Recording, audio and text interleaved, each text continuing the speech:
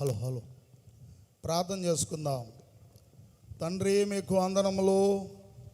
ఇంకను మీ మాటలు వినగోరుచుండగా మాతో మాట్లాడి మీ మాటల చేతనే బలపరచుమని యేసు నామములో వేడుచున్నాం పరమ తండ్రి, ఆమేన్. దయచేసి అందరూ ఈ చివరి సందేశాలు ఆలకించాలని మిమ్మల్ని కోరుకుంటున్నాం. వాక్యం చదువుకుందాం. కీర్తనలు 16:3. భూమి మీదనున్న భక్తులే శ్రేష్ఠులు. శ్రేష్ఠులనగా ఎవరు?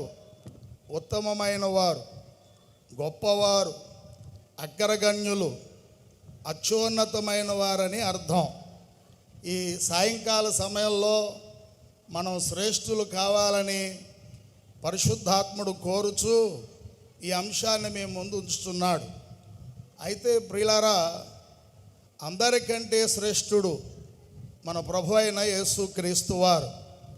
అంతేకాదు, ఆయన స్థాపించిన సంఘం శ్రేష్టమైనది, ఆయన వ్రాయించిన బైబిల్ శ్రేష్టమైనది, ఆయన బయలుపరిచిన బైబిల్ మిషన్ శ్రేష్టమైనది.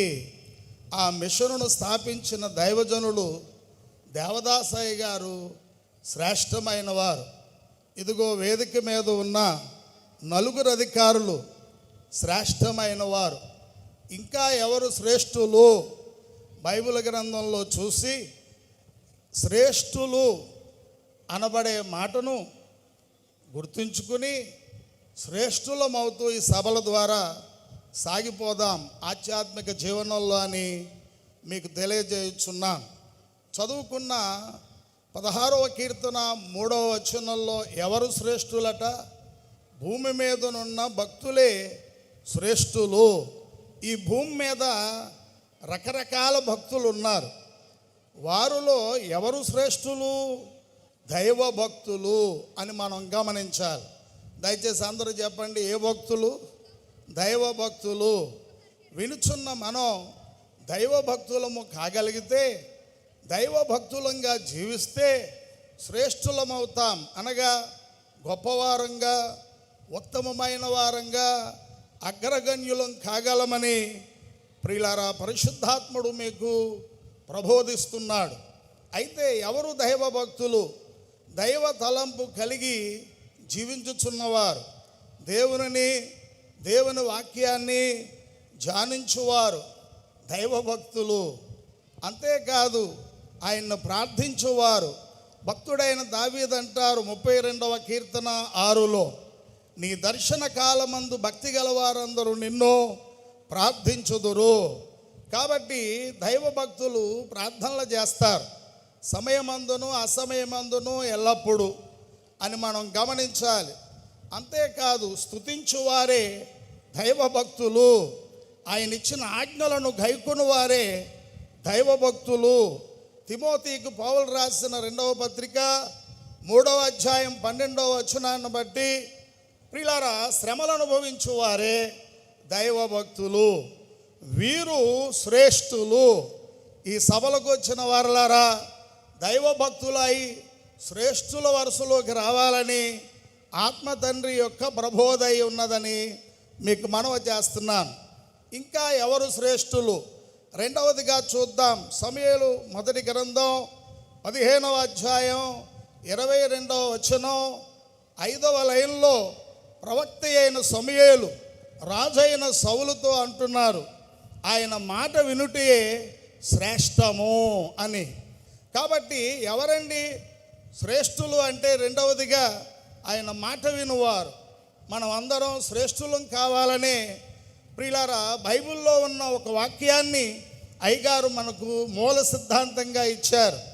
ఆయన మీతో చెప్పునది చేయుడి. ఆయన చెప్పినట్లు ఎవరు చేస్తారో, ఆయన మాట ఎవరు వింటారో వారు శ్రేష్ఠులు అని మనం గమనించాలి. బైబిల్ గ్రంథంలో ప్రియులారా శ్రేష్ఠులు అనబడిన వారు అనగా ఆయన మాట వినిన వారు ఎందరో ఉన్నారు.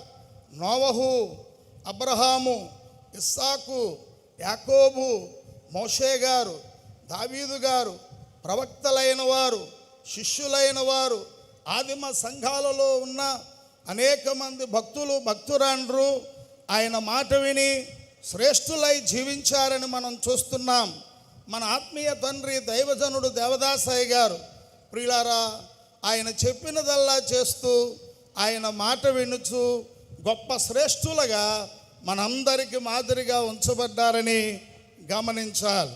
ఆయన మాట వినువారంగా ఉంటే శ్రేష్ఠులమవుతాం. మూడవదిగా చూద్దాం. ప్రసంగి గ్రంథం 7వ అధ్యాయం 8వ వచనంలో ప్రసంగి అంటాడు, శాంతము గలవారు శ్రేష్ఠులని.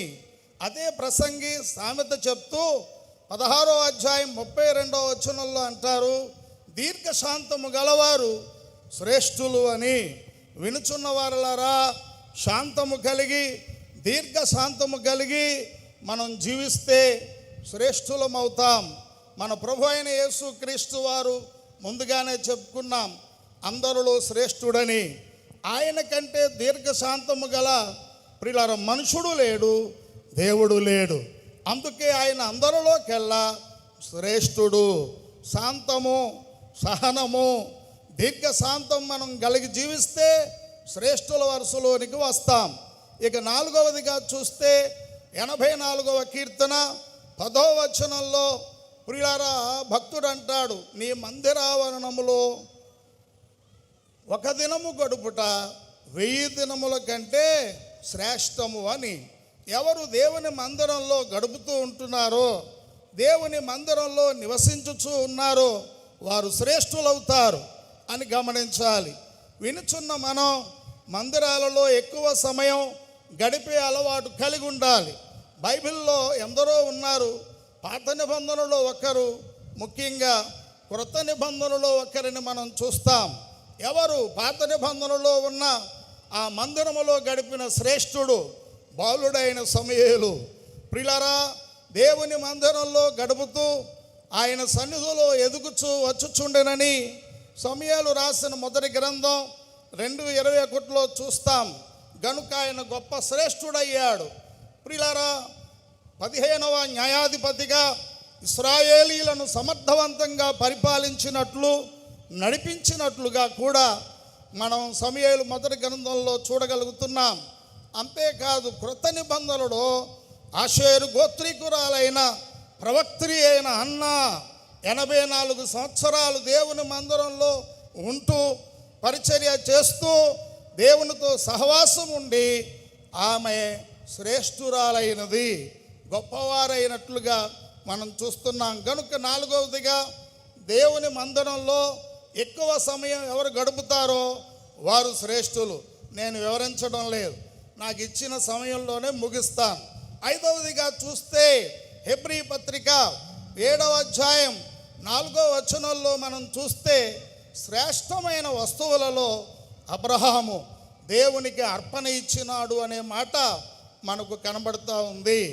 కాబట్టి శ్రేష్టమైన వస్తువులను ఎవరు దేవునికి అర్పణగా ఇస్తారో వారు శ్రేష్ఠులవుతారు. బైబిల్లో మొట్టమొదటిగా 10వ భాగాన్ని ఇచ్చిన వారు అబ్రహాము గారు. కనుక వారు గొప్పవారైనట్లుగా ఆదికాండంలో అనేక అధ్యాయాలు ఆయన్ని గూర్చే సాక్ష్యమిస్తూ ఉన్నాయి. గనుక ప్రియులారా, అర్పణలు ఎవరు ఇస్తున్నారో వారు శ్రేష్ఠులవుతారు. అంతేకాదు దేవునికి శ్రేష్టమైన బలిని అర్పించినట్టు మొట్టమొదటి భక్తుడు హేబెలు, ఆయన శ్రేష్ఠుడు. వినుచున్న వారలారా, మనమును దేవునికి శ్రేష్టమైనవి విలువైనవి అర్పించువారముగా ఉంటే శ్రేష్ఠుల వరుసలోనికి వస్తాం. ఇక 6వదిగా మనం చూస్తే ప్రసంగిస్తూ 9వ అధ్యాయం 18వ వచనంలో జ్ఞానము శ్రేష్టమైనది అంటున్నాడు. అంతేకాదు సామెతల గ్రంథం 8వ అధ్యాయం 11వ వచనం జ్ఞానము ముత్యము కంటే శ్రేష్టమైనది అన్నాడు. సామెతల గ్రంథం 16వ అధ్యాయం 16వ వచనంలో అపరంజి సంపాదించుకునుట కంటే జ్ఞానము సంపాదించుకునుట ఎంతో శ్రేష్టమో. అంతేకాదు ప్రసంగి గ్రంథం 9వ అధ్యాయం 17వ వచనంలో జ్ఞానులు మాటలు శ్రేష్టములు అంటూ సొలొమోను సామెత చెప్పారు. కాబట్టి ఎవరు జ్ఞానాన్ని సంపాదించుకుంటున్నారో జ్ఞానము కలిగి జీవించుచున్నారో వారు శ్రేష్ఠులు. జ్ఞానం అనగానే సొలొమోను మన అందరికీ జ్ఞాపకం వస్తారు. ఆయన గొప్ప శ్రేష్ఠుడై 40 ఏండ్లు ఇశ్రాయేలీలను సమాధానంగా శాంతియుతంగా పరిపాలించినట్లు మనం చూస్తున్నాం. ఇక చివరగా అపోస్తలుడైన పౌలు కొరింథీయులకు పత్రిక రాస్తూ మొదటి పత్రిక 13వ అధ్యాయంలో ప్రేమ యొక్క లక్షణాలు, ప్రేమ యొక్క ప్రత్యేకతలు ప్రకటించినట్లుగా మనం చూస్తున్నాం. చివరికి 13వ వచనంలో అన్నారు, ప్రేమయే శ్రేష్టమైనది అని. కాబట్టి 14వ అధ్యాయం మొదటి వచనంలో ప్రేమ కలిగి ఉండుటకు ప్రయాసపడండి అని అధ్యాయాన్ని ప్రారంభించారు. కాబట్టి ప్రేమ కలిగిన వారు శ్రేష్ఠులు. ప్రియారా, పాత నిబంధనలో క్రొత్త నిబంధనలో ఎందరో శ్రేష్ఠులు ప్రేమ కలిగిన వారుగా ఉండినట్లు మనం చూస్తున్నాం. ఈ అధ్యాయం రాయించిన పౌలు భక్తుడు నేను క్రీస్తును పోలి నడుచుకుంటున్నాను అని ఎవ్వరు ఇవ్వని సాక్ష్యం ఆయన ఇచ్చినట్లుగా చూస్తున్నాం. మన ఆత్మీయ తండ్రి దైవజనుడు దేవదాసయ్య గారు ప్రేమకు మారురూపి. వినుచున్న మనం ప్రేమ కలిగిన వారంగా ఉంటే శ్రేష్ఠులమవుతాం. 7 విషయాలు చెప్పాను మీకు. మనం శ్రేష్ఠులం కావాలంటే, 1 దైవ భక్తులు శ్రేష్ఠులు.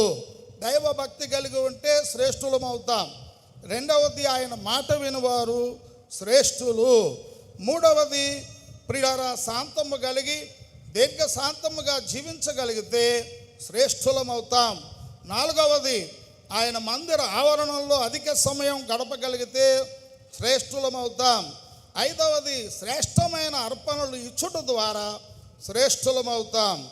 6వది జ్ఞానము కలిగి జీవిస్తే శ్రేష్ఠులమవుతాం. 7వది ప్రేమ కలిగి ఉంటే శ్రేష్ఠులమవుతాం. ఈ మహాసభల ద్వారా మనల్ని శ్రేష్ఠులుగా ప్రభువు చేసి మహిమ పొందునుగాక. తండ్రి వందనములు. నీవు మహాశ్రేష్ఠుడవు, మమ్ములను శ్రేష్ఠులుగా చేయాలనే ఈ అంశాన్ని మా ముందుంచావు గనుక ఈ మాటలు మేము మదిలో పెట్టుకుని ఆ చొప్పును జీవించగలవారు అన్నట్లుగా సహాయం చేయమని యేసు నామములో వేడుచున్నాం పరమ తండ్రి. ప్రేమతో నాకు ఈ విలువైన సమయం ఇచ్చిన ప్రెసిడెంట్ అయ్య గారికి, వైస్ ప్రెసిడెంట్ అయ్య గారికి, సెక్రటరీ అయ్య గారికి, జాయింట్ సెక్రటరీ అయ్య గారికి మరణాత.